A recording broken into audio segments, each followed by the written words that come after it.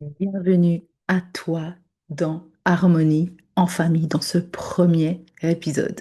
Je suis hyper en joie de t'accueillir et je me réjouis surtout de ces bons moments qu'on va partager ensemble ici, à partir de maintenant, sur ton chemin pour l'harmonie en famille. Aujourd'hui, pour ce premier épisode, j'aimerais parler de la rentrée scolaire ou même de l'école en général.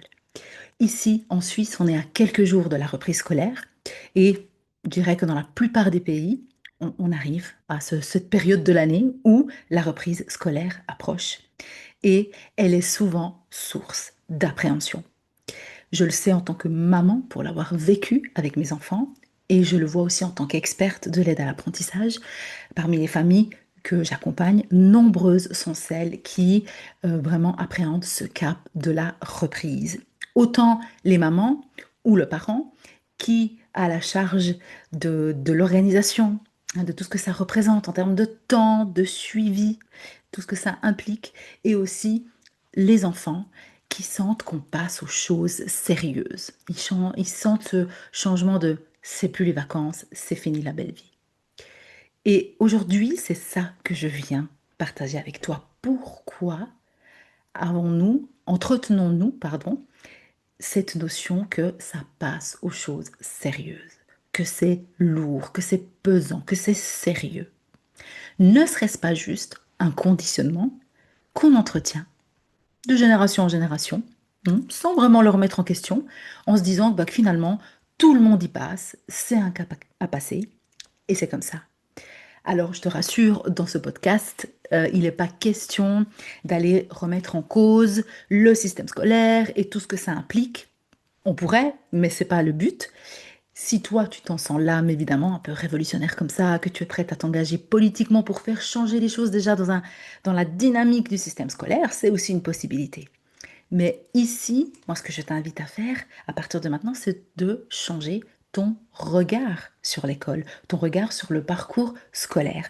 Parce que j'ai cette croyance et cette conviction que, en fait, chaque micro-changement dans chaque famille apportera son changement à terme dans toute la structure. C'est ma croyance, c'est ma conviction. Peut-être que tu adhères, peut-être que tu adhères pas, peut-être que tu adhéreras plus tard à la fin de ce premier épisode ou à la suite des prochains épisodes. En tout cas, dans ce podcast, nous parlerons régulièrement de plusieurs aspects en lien avec l'école pour t'aider à construire. On parle d'harmonie en famille, donc on construit l'harmonie en famille aussi en se positionnant différemment vis-à-vis de l'école.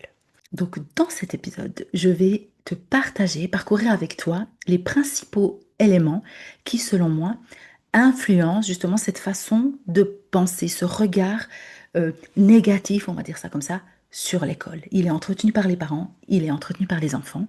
Et le problème, c'est que ça crée très régulièrement aussi des tensions et des conflits au sein de la dynamique familiale. Donc allons voir ça ensemble. La première chose, c'est est-ce que tu es consciente de quelle a été pour toi ta relation avec l'école? Comment tu as vécu tes années à l'école obligatoire? Comment tu as vécu ton parcours peut-être d'étudiante si tu as été étudiante? Quel était ton lien avec l'école? Quel était ton lien avec ta capacité d'apprendre? Est-ce que c'était facile pour toi? Est-ce que c'était difficile ou c'est devenu de plus en plus difficile? Quelles étaient les croyances par rapport à ta capacité d'apprendre? Est-ce qu'il y avait des bêtes noires dans les matières et tu disais que c'était pas du tout pour toi? Est-ce que tu as étudié beaucoup, beaucoup, beaucoup, beaucoup pour obtenir les résultats que tu as obtenus? Etc., etc. Je t'invite à faire cette petite introspection parce que tu vois ton histoire en lien avec l'école, ta façon de t'être, d'avoir interagi avec tes enseignants, avec ton parcours scolaire, influence aujourd'hui la façon dont tu guides tes enfants à travers ça. Alors l'idée, évidemment, ce n'est absolument pas que tu culpabilises, c'est juste que tu prennes conscience que ça joue un rôle quand même important. Et que si tu veux changer cette dynamique-là, juste avoir ce regard, ce recul en disant c'est vrai, j'ai pensé ça, j'en ai conclu ça. Et quand j'interagis avec mon enfant, c'est parce que je repense à ça et puis parce que j'aimerais qu'il vive pas ça comme moi, etc. Ce sont des choses importantes à identifier. Et tu verras que déjà, à travers les éléments suivants qu'on va parcourir dans cet épisode, tu pourras déjà déconstruire certains regards et que, évidemment, au fur et à mesure des épisodes, tu auras d'autres éléments sur lesquels tu pourras te recalibrer, réévaluer ce qui est bon, ce qui est juste pour toi et comment tu veux en fait te repositionner par rapport à ça.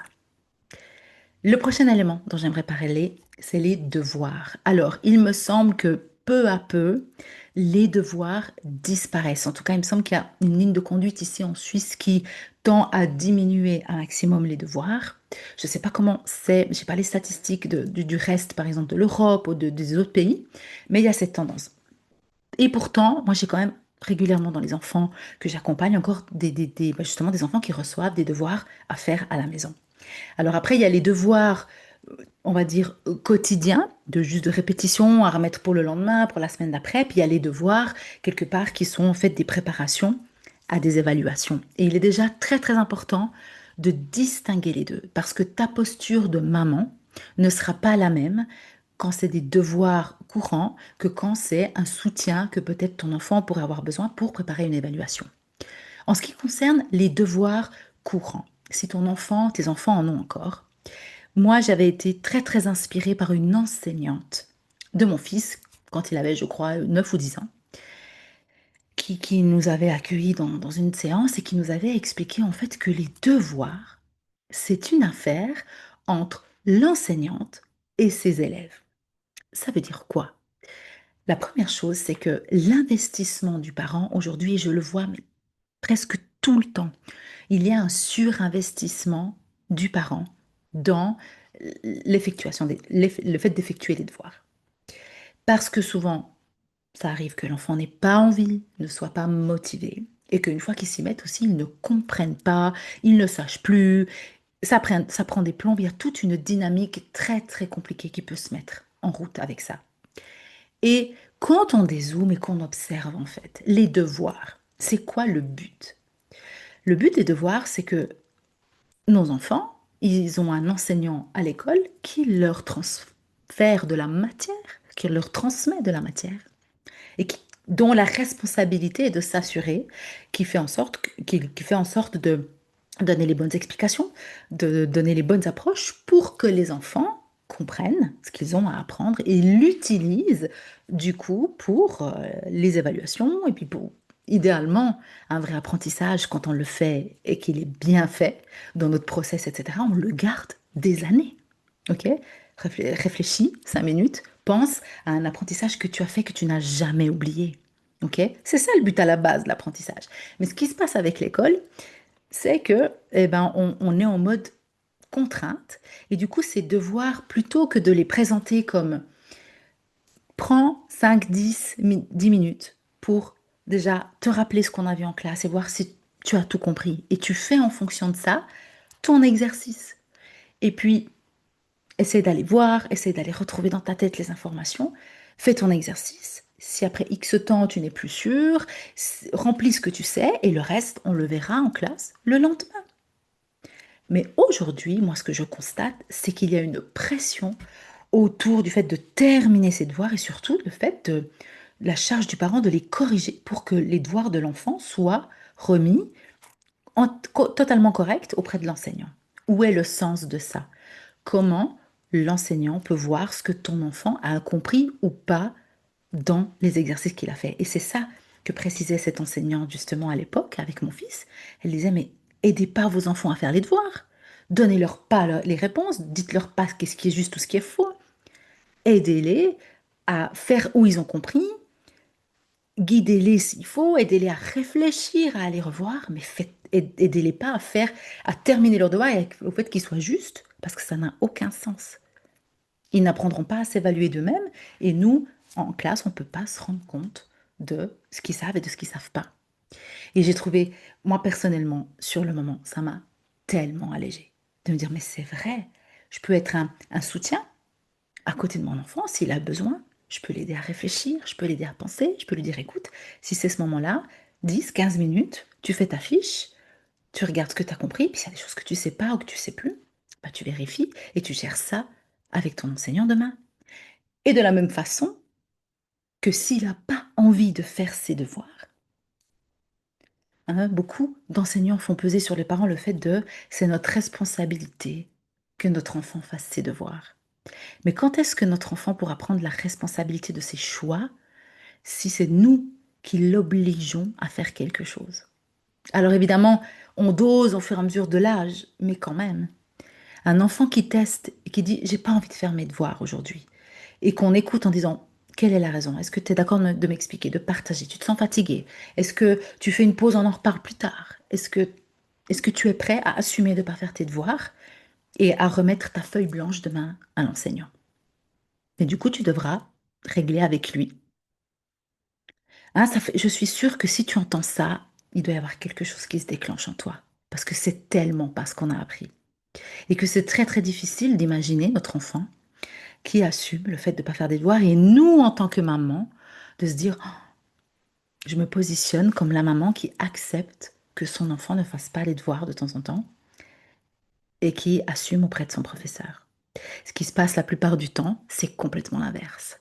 C'est il faut à tout prix que mon enfant fasse ses devoirs ou répète ses évaluations. Après, on bascule exactement dans la même chose pour ce qui est préparation d'évaluation. Donc, combien de mamans me disent, mais c'est moi qui lui dis que c'est le moment de faire ses devoirs. C'est moi qui lui dis, qui lui met les affaires dans son sac pour pas qu'il les oublie. C'est moi qui. Puis après, c'est une maman qui n'en peut plus de porter une charge qui n'est pas à elle et qui vient vraiment de cet ancrage émotionnel de comment je dois être une bonne maman, de comment je dois porter ça et de comment en fait je protège mon enfant des conséquences désagréables de il fait une note insuffisante parce qu'il n'a pas suffisamment répété, ou il gère avec son enseignante parce qu'il n'a pas voulu faire ses devoirs ou qu'il n'a pas pu faire ses devoirs. Et tu serais étonné quand pour toi cette posture elle est alignée, comme elle fait du bien à ton enfant et comme ça passe aussi au niveau ensuite des enseignants et des interactions. Juste dire, il était fatigué aujourd'hui, il n'a pas fait ses devoirs. Et puis je laisse gérer. Oui, de dire à ton enfant, tu es fatigué aujourd'hui, tu n'as vraiment pas envie de répéter. Ok. Si pour toi c'est ok de prendre le risque de faire une note insuffisante, pour une fois, c'est pas grave, c'est ok pour moi aussi. On approfondira ces questions dans des futurs épisodes, mais je voulais déjà implanter comme ça chez toi, planter plutôt une petite graine de prise de recul et de tout justement le sérieux qui pèse sur tes épaules sur cette question des devoirs et de la façon dont tu t'impliques avec ton enfant. On va passer maintenant à la perception des notes. On est dans un système encore qui a des évaluations sous forme de notes. Et on a vraiment une tendance comme ça, banalisée, à parler de bonnes ou de mauvaises notes. Et je pense que c'est la première chose à changer. Moi, je parle de notes suffisantes et de notes insuffisantes par rapport à un barème. Et le fait de parler de bonnes ou de mauvaises notes, je voudrais juste que tu observes comment c'est à l'intérieur de toi. Tu vois, quand tu dis à ton enfant, tu as fait une mauvaise note ou tu te prépares pour éviter une mauvaise note. Ok, il y a tellement de liens qui sont faits avec la valeur de ton enfant. Alors qu'il peut tout à fait ne pas être capable à un moment donné et faire une note insuffisante parce qu'il n'a pas tout compris, mais ça ne dit rien de ses capacités et de sa valeur. Ça indique juste à un moment X là où il en est dans la perception de la matière, dans l'assimilation de la matière. Et l'idée, c'est de dire, par rapport à la dernière fois, qu'est-ce que tu as appris de nouveau et qu'est-ce que tu vas faire pour la prochaine fois? Peut-être viser une note plus élevée, une note plus suffisante. Mais arrêtons de parler de bonnes ou mauvaises notes et de mettre des conséquences avec ça. Parce que la conséquence, elle est déjà là. Quand un enfant se prépare, quand un enfant répète, quand un enfant fait ce qu'il a à faire et que ça ne marche pas comme il aimerait et qu'il a une note insuffisante, la conséquence, elle est déjà là. Est-ce qu'il est nécessaire de mettre d'autres conséquences? Des punitions ou des conséquences à la maison? Tu feras plus ci parce que tu dois travailler plus pour ça. Tu feras plus ci, tu dois travailler plus pour ça. Et on en parle, ça, je vous spoil déjà, dans le prochain épisode. On parle justement de cette notion de faire des efforts, de travailler davantage quand ça ne marche pas. Et pourquoi le fait de faire ça, c'est pas productif. Je vous spoil, mais on le reprend dans le prochain épisode. Je termine cet épisode avec La notion de difficulté. Que se passe-t-il quand ton enfant a des difficultés? Aujourd'hui, ça fait maintenant plus d'une dizaine d'années que les diagnostics de toutes sortes ont explosé. Autant en Suisse, autant en France. Je crois qu'on était, en 2021 ou 2022, on était à plus 50% de diagnostics. J'ai pas les statistiques maintenant en 2025, mais j'ai fort à parier que ça a continué d'augmenter. Et moi, en tant qu'experte, je m'interroge énormément sur cette question-là. Je ne suis pas habilitée à poser un diagnostic ou à le contredire, et je ne ferai jamais ça. Par contre, moi, ce que je suis spécialisée à faire, c'est d'aider l'enfant qui a des difficultés à comprendre d'où viennent ces difficultés et qu'est-ce qu'il peut faire pour les résoudre. Quelle est la pièce du puzzle dans son fonctionnement, dans son process d'apprentissage qu'il ne connaît pas encore, dont il n'est pas conscient et qu'il peut mettre en place pour faire en sorte que ça marche. J'ai eu des élèves diagnostiqués 10, diagnostiqués TDA, qui avaient des tablettes, il y en a qui avaient des difficultés à écrire, et dans le process qu'on a fait ensemble, ils se sont reliés à leurs ressources spécifiques, à leur façon d'apprendre, à leur façon de mémoriser spécifique, qui fait que, alors je suis pas en train de me dire, fini les tablettes, fini les aides. Encore une fois, c'est toute une question de dosage et à chacun son expertise.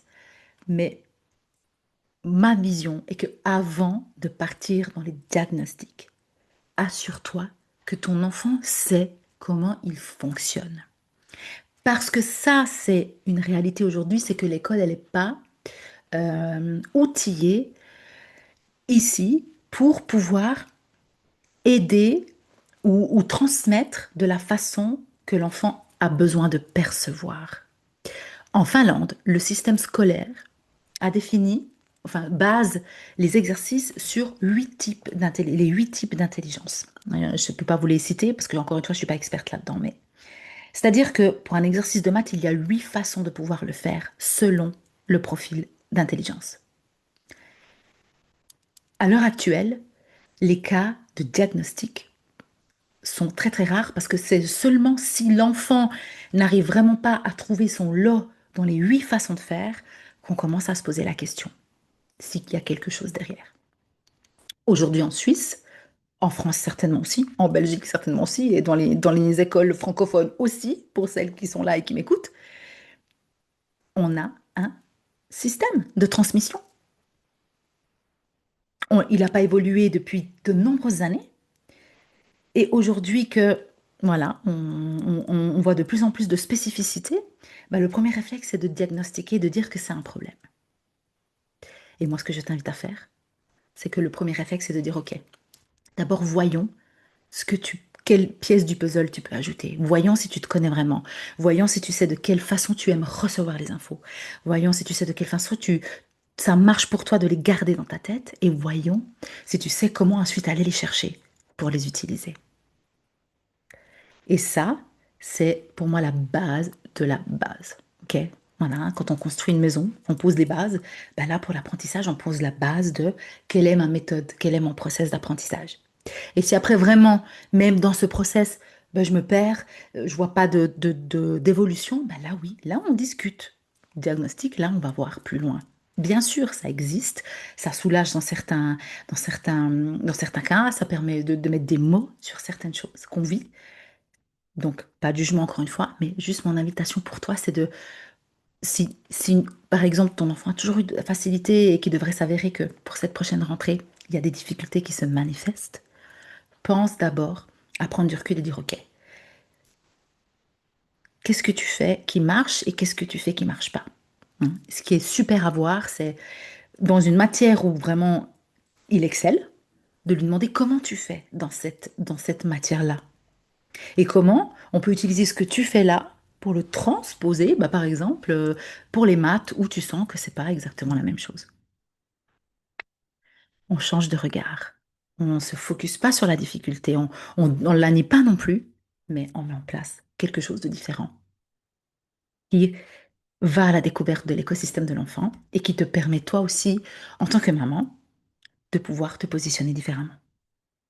Mais bien sûr, tout ce que je viens de te partager, les devoirs, ta relation à l'école, les notes, les difficultés, Ça te demande d'aller chercher un petit peu ce qui se passe ici et de pouvoir t'en occuper sans le laisser diriger. Sans laisser diriger ta peur que une note insuffisante ou des notes insuffisantes qui se cumulent peuvent prévoir l'échec scolaire de ton enfant, sans laisser ses peurs prendre le dessus, même si elles sont là, puis que c'est OK. En tant que maman, tu veux vraiment, vraiment le bonheur, l'épanouissement et la réussite de ton enfant. Ça, j'en ai aucun doute. Mais j'espère qu'à travers ce petit déroulé, tu vas déjà entamer la rentrée en te disant, je peux faire peut-être cette chose ou cette chose autrement, pardon, à partir de maintenant. Et voir ce que ça amène de différent dans la dynamique et quelle dose d'harmonie supplémentaire ça peut amener pour moi, pour mes enfants, pour ma famille.